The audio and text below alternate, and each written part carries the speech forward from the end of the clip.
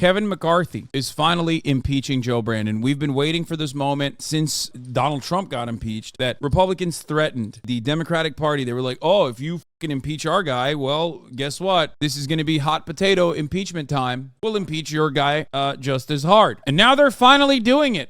Thank God. Okay, thank God. Through our investigations, we have found that President Biden did lie to the American people about his own knowledge of his family's foreign business dealings. Wait, what? Are they going to take him down on a technicality? I thought that they had something better going on. I love that they were like, Brandon actually 100% worked with Brandon Jr., Hunter Brandon, and was like getting kickbacks. And then when they were like, okay, maybe he didn't do that, there's not enough money. There is no money trail for this. Now they're just saying like, oh, well, he said he didn't know anything about his son's involvement with Burisma. And it's like, yeah, his son worked for a Ukrainian company, and that's what they're trying to hit him on. It's just fucking weak nuts, dude. Eyewitnesses have testified that the president joined on multiple phone calls. That's what they're impeaching him on? Dude, that's so stupid. Aw. I thought there was some better shit, dude. God damn it. This is a little bit of a bummer, I'm not gonna lie. I thought that there was something a little bit better out here that could like genuinely create content, you know, some mystery, some intrigue, you know, and none of that is happening, and I don't like it. I don't like that at all. Hunter Biden called his dad to like prove to the Burisma people that he actually has clout like that with the American government when Joe Brandon was the vice president and had no clue what was going on. And Hunter's like, everybody shut up, I'm calling my dad. I'll prove to you. Shh, don't say anything. Here, it's on speakerphone. Like, that's what they're hitting him with. To make matters worse, this was also, I think, happening while Beau Biden, the non-fail son who died, had cancer, which I feel like if you're the vice president or any other human being on the planet, you're probably picking up your phone calls from your son because one of them is dying. And had multiple interactions, dinners, resulted in cars and millions of dollars into his son's and his son's business partners.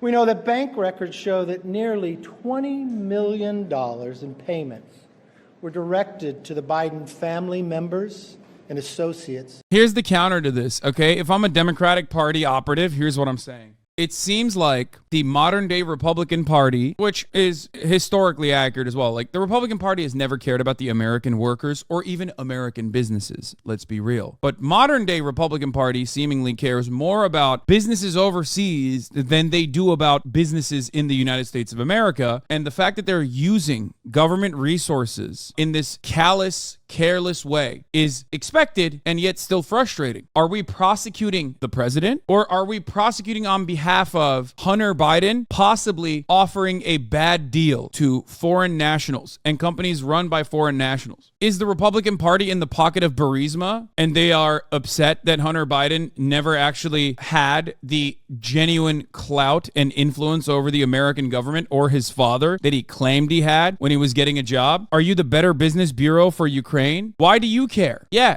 He fucking conned them. He conned the Ukrainian company Burisma into thinking that he had a lot more access than he actually did. He conned some other Chinese emissaries as well into believing that he had a lot more access than he did. It's like, what are we doing? Are we expecting a return on the investment for Burisma? Is that what it is? It's like, well, Burisma invested millions of dollars into this guy and he never actually ended up giving them anything. So what's the situation here? What Hunter Biden did is patriotic. Fucking over foreign oligarchs is a tried and true American tradition. Scamming the rest of the planet is what we do. We're Americans, goddammit. What's next? Are you going to prosecute Hunter Biden for owning a weapon, exercising his Second Amendment rights? What's next?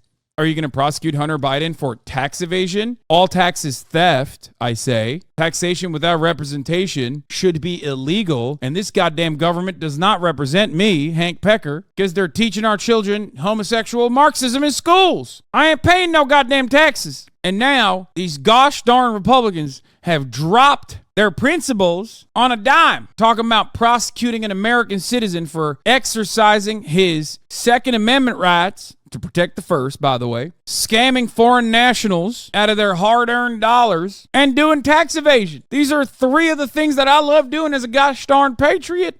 Shell companies The Treasury Department alone has more than 150 transactions involving the Biden family and other business associates. This is pretty funny because no, it's not the Biden family. It's Hunter Biden. But Hunter Biden technically is a part of the Biden family. So they're doing this nifty little trick here to make it seem like it's the entire family that is like doing criminal misconduct, which unfortunately, due to no regulation in the United States of America for this kind of thing, nepotism and trading in your last name in this regard is like totally legal, unfortunately. They don't have any evidence. So they're just kind of doing the same thing that Tucker Carlson did the other day. Remember, Tucker Carlson had Larry Sinclair on in that iconic interview that we watched when I was in Mexico. He said Larry Sinclair was endlessly persecuted for telling the truth, even though he took a lie detector test. And then he just kind of left it there because while lie detector tests are inadmissible in court and they're dog shit, he failed the lie detector test. But Tucker Carlson did not mention that he failed the lie detector test, simply that he took a lie detector test. He did that because he knows no one is going to fucking question it. No one's going to be like, wait a minute, he took a lie detector test? Let me take a look at what's going on there. So that's basically what the Republicans are doing after they conducted these like investigations. They concluded in those investigations, which they did in behind closed doors for the record, just so they could technically massage the truth a little bit, that like there is no paper trail that leads back from Hunter Biden to Joe Biden. But now, because there isn't conclusive evidence for this whatsoever, they're trying to impeach the president, and their inquiry revolves around just saying the Biden family got a lot of money. Even a trusted FBI informant has alleged a bribe to the Biden family. Biden used his official office to coordinate. Every time they say the Biden family, they're talking about Hunter Biden.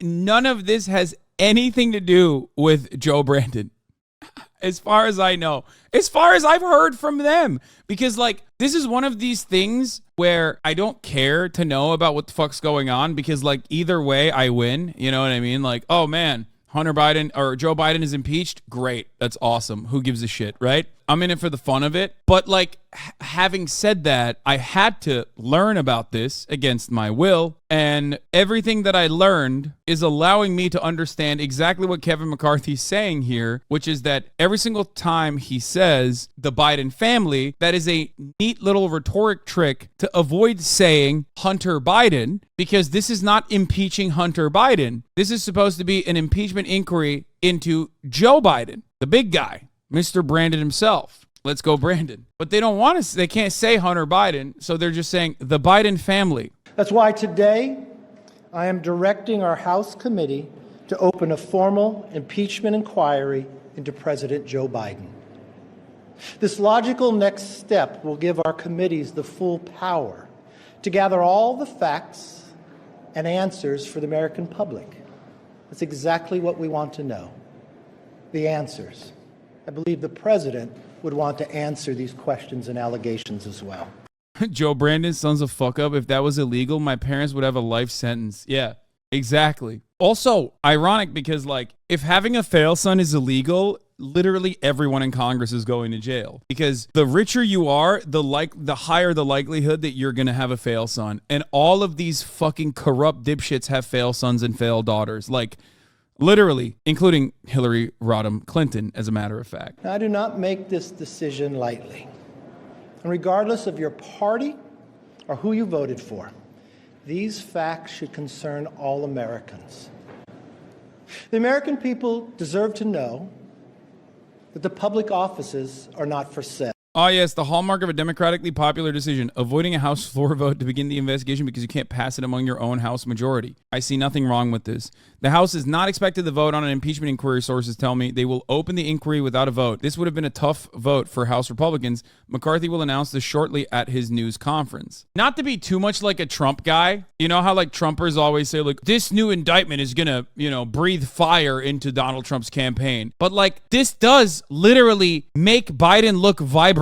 Like right now, what is Joe Brandon's biggest weakness? Ironically, not one that is even in consideration for Donald Trump, despite the fact that they have, 2 years between them? It's his age, that he's old, that he's a decrepit carcass. Anything that moves the conversation away from Joe Brandon being a decrepit carcass is unironically going to help him. So if the conversation revolves around the media being like, these guys are just attacking Joe Brandon falsely, they're criticizing him for having a fail son is not illegal, all this shit completely moves away the conversation from the one fucking major weakness that he has, a weakness that is so apparent that you're seeing him suffering internally in his own party. Like, there was no appetite for Brandon to run again. Let's just listen to what these guys are Hilda's saying. Point has said that he believed that a vote was necessary on the House floor to launch an impeachment inquiry.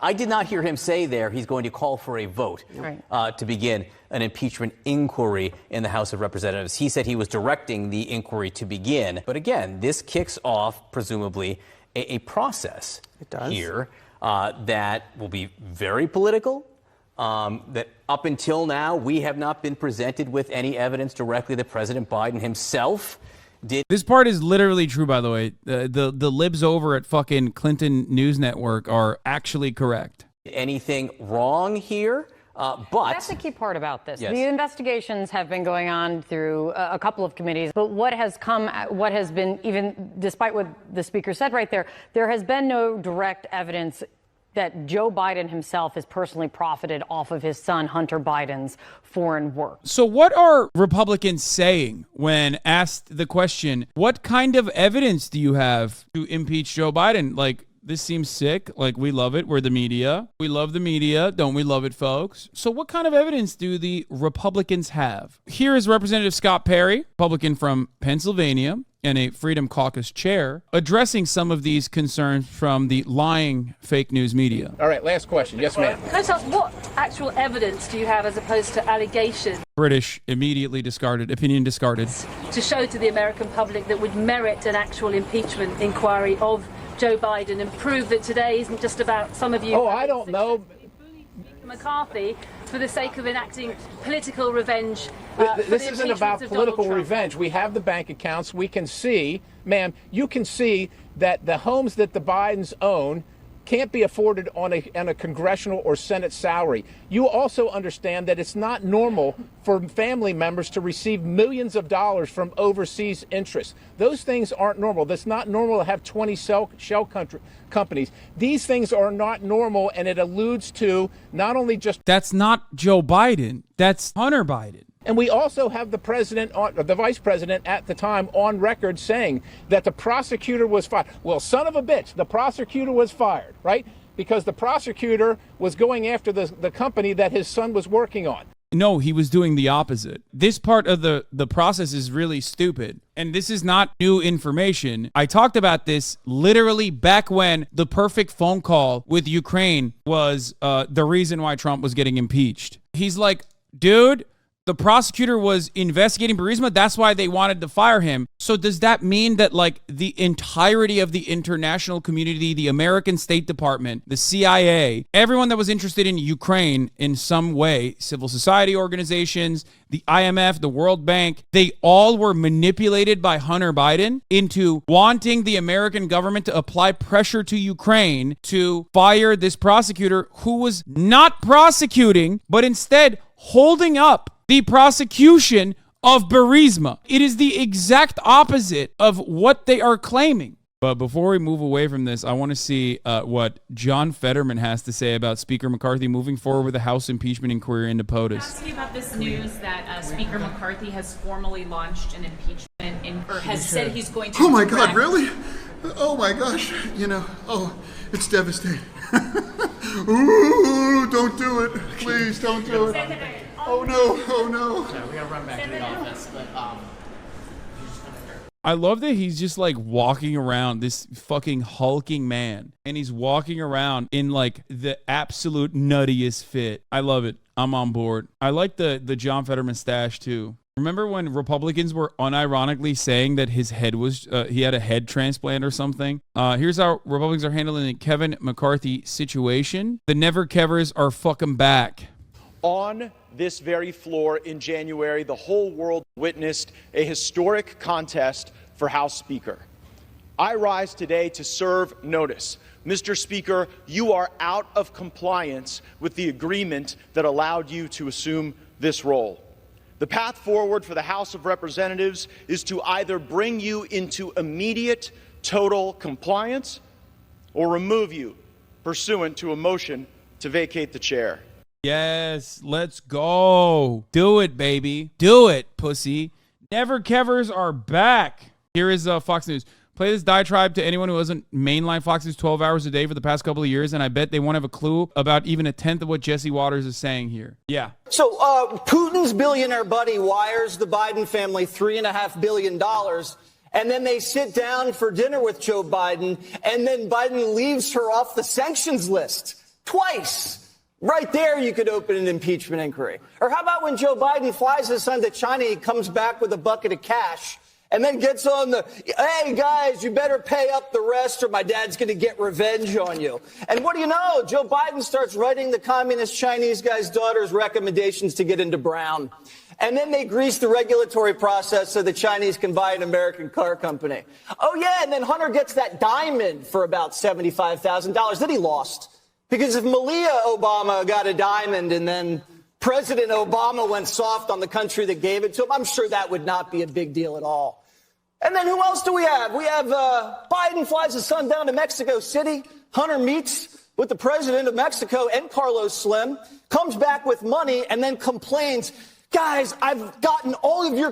It doesn't seem like the left is triggered. It seems like you're triggered. Schizo-alting. Yeah. It's always funny because they keep posting Biden dubs, like Hunter Biden dubs, like nonstop. And this is the funniest fucking Hunter Biden dub. Like they're saying he is the greatest foreign interest lobbyist on the planet. Like no one, Paul Manafort could not even imagine having a crumb of the influence that Hunter Biden has had on the entire Obama administration. Like Hunter Biden was running the fucking show. He was literally the shadow president. I'm sick and tired of acting like that is not the case, okay? Let's keep it $150, chat. Hunter Biden was the shadow president under Barack Obama. Hunter Biden is the reason why a Chinese auto manufacturer opened up a facility in America, which I believe he's talking about the factory, the one that was presented in the Obama documentary. Like Hunter Biden did that.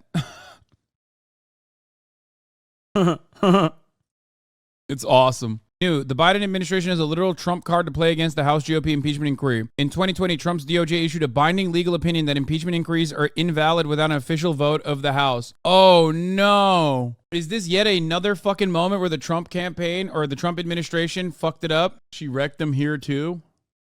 Ways, I am thoroughly entertained by Jesse's diatribe, and I learned some new things. But it's strange that members of the Republican Party who serve in Congress don't agree with him.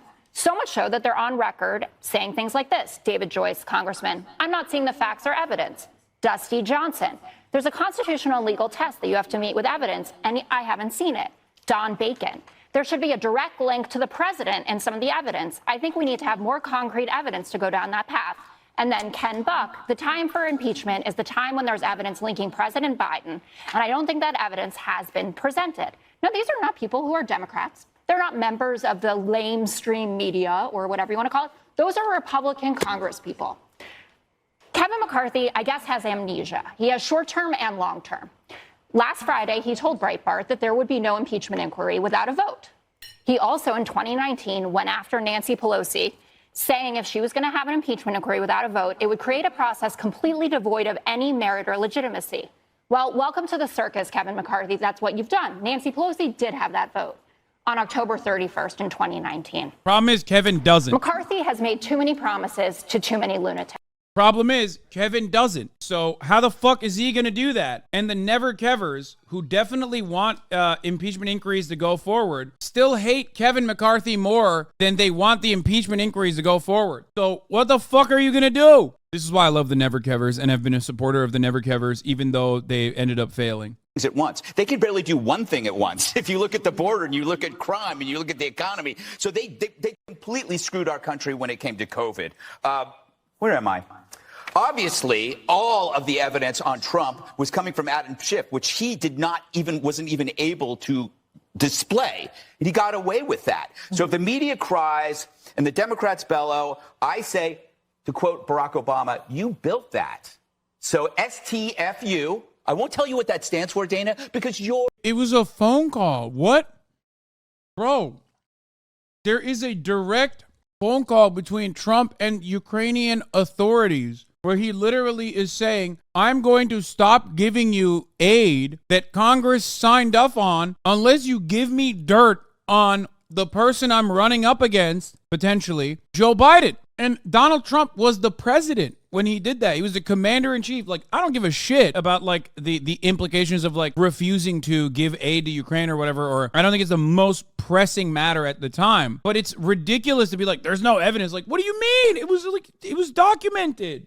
The fact is, everything that the Democrats accused Trump of, they've done. Corrupt family, Biden. Influence peddling, Biden. Sowing conflict and hate among the American public, Biden. Lying like a Nigerian prince, Biden. So if anybody deserves this, it's him. In prison, I hope he dies. His hair, so he looks better.